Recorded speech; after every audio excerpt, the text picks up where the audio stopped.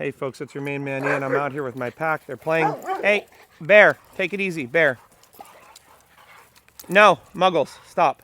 Okay. Now I love the dogs playing, folks. Forrest, leave it. But hey, Forrest, there's a couple rules with dogs playing that I'm going to talk about right now that will ensure you end up with a very well-behaved dog. And one of the rules is, hey, Muggles, no, no. When we say stop, they have to stop playing. Muggles, no. And they have to not go back to playing until I've given them a cue. Muggles, no, no. Bean, no. When I have a dog who's essentially getting really excited around, hey, Muggles, no. Bean, no. Basically not listening to me around dogs. There's a tendency to go, well, it's fine. That's their friend. Bean, no. Nope. Muggles, nope. Okay, there's a tendency to go, well, that's their friend. They're just having fun.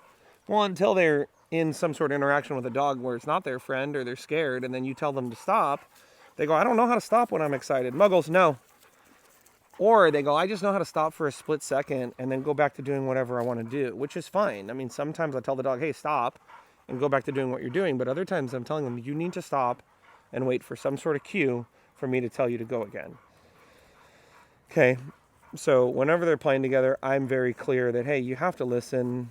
You have to stop when I say stop, and you can play when I say play. But if you're not listening, you're completely ignoring me. I am personally going to err on the side of caution. And I'm going to tell my dog, hey, man, let's take it down a notch. I don't personally like them playing to the point where they're in such a crazy, excited state that they're not listening. And it's the same thing, even if, let's go, easy, let's go. Even if you have a dog that's insanely obsessed with the ball or a tug toy, it's the same thing.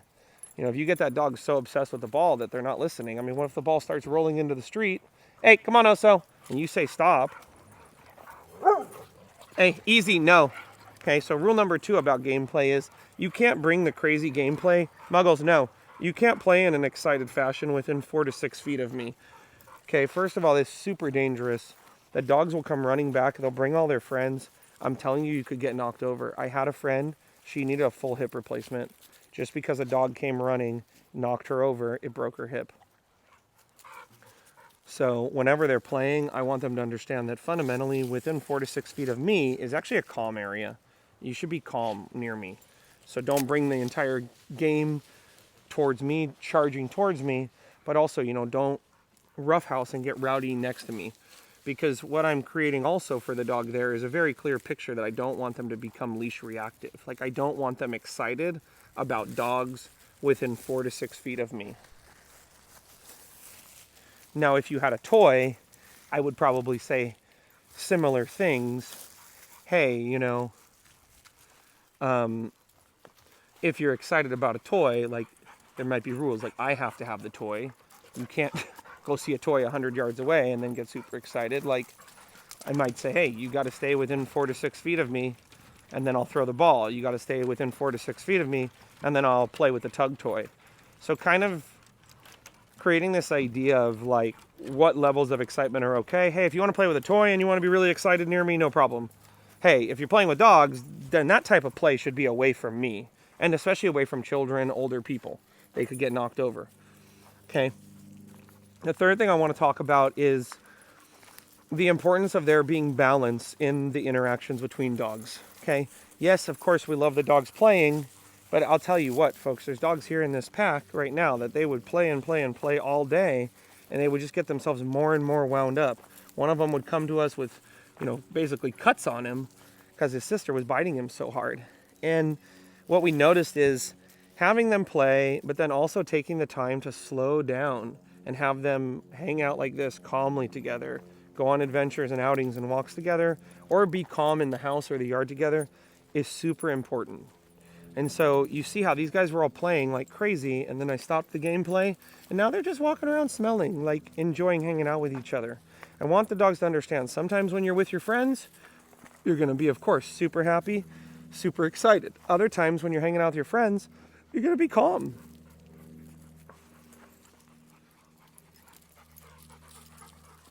Good job, buddy. The final thing I'll mention is in the department of toys and food. I always want to be mindful when I have multiple dogs playing and I'm using toys or I'm using food that I'm doing it in a way that is very structured, you know, and it's not creating a conflict between the dogs. So Like if I have food and I'm going to give food to all the dogs, I got to be very clear. And the dogs have to understand too, hey, this is what it looks like when I give food to dogs. Hey, Emma. Okay, I give one food there. One food there. Roxy.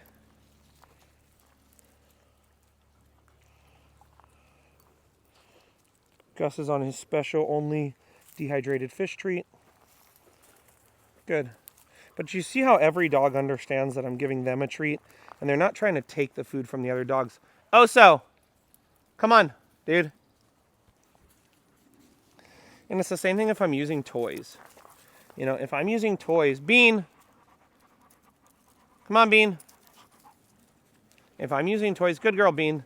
If I'm using toys, I want the dogs to understand, hey, whose toy is this? And if I throw the ball and both dogs just go berserko trying to get that ball, of course, there could be a conflict. Come on, Roxy.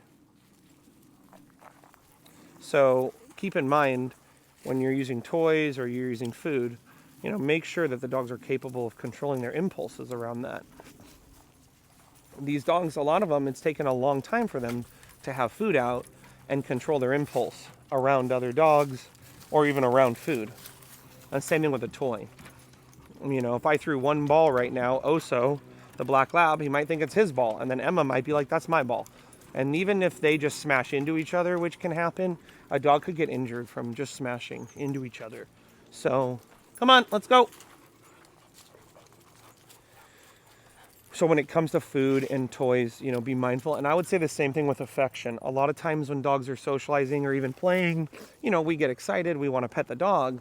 But what can happen is that can bring either, Bean, come on, the gameplay over to us. Bean. Bean's just like doing great, but I don't like the dogs roaming that far. As you can tell, the dogs that are been with me a very long time, they inherently kind of stay near me. Dogs that are still in training, they tend to kind of wander further away than I would like. I would typically like the dog to find it, especially in a place like this, like a trail setting, stay within 10 or 15 feet of me. Shuggy, no, Forrest, get out of there. You can see they start wandering into bushes, which is not a good idea. There could be all sorts of things in the bushes I don't want them getting into. Bean, no. But then also they just start getting themselves into positions where I can't see them. And I can't monitor their interactions with other dogs or people. Muggle, in general, when they're off leash, I want them kind of staying with me and being tuned into me.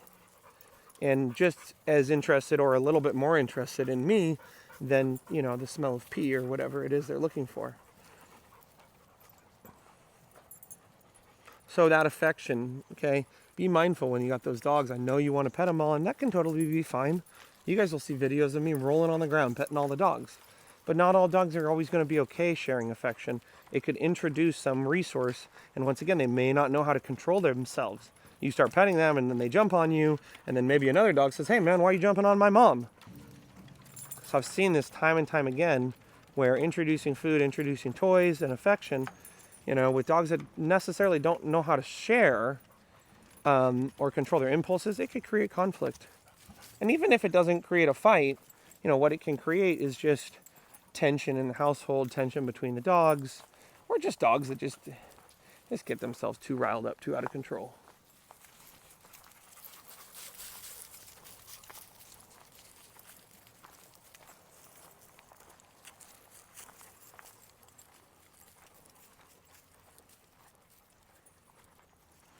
One side note I wanted to mention, because you see all these dogs have remote collars on, and as much as I will use the remote collar to communicate with the dog around other dogs, I'm not gonna really use the collar to address like socialization issues.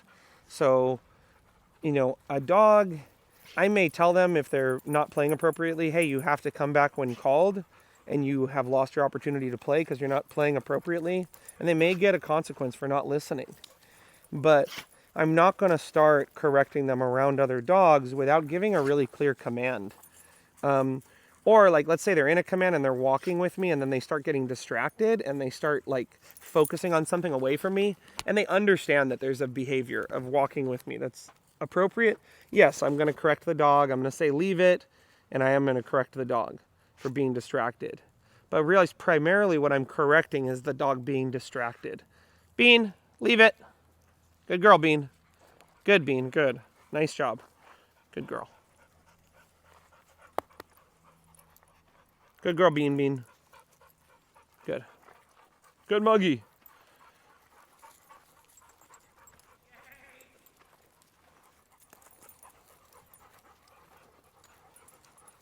But that's all, folks. Just a little video of me out with a pack of dogs, talking about dogs playing with each other and some things you can do to set yourself up for success. Remember, as always, we don't blame them. We don't train them, people and dogs. So if you ever need help with your dogs, hey, of course, you can always reach out to me to ask for help in person, or you just keep following me on YouTube. And I'll see you folks next time. Take care.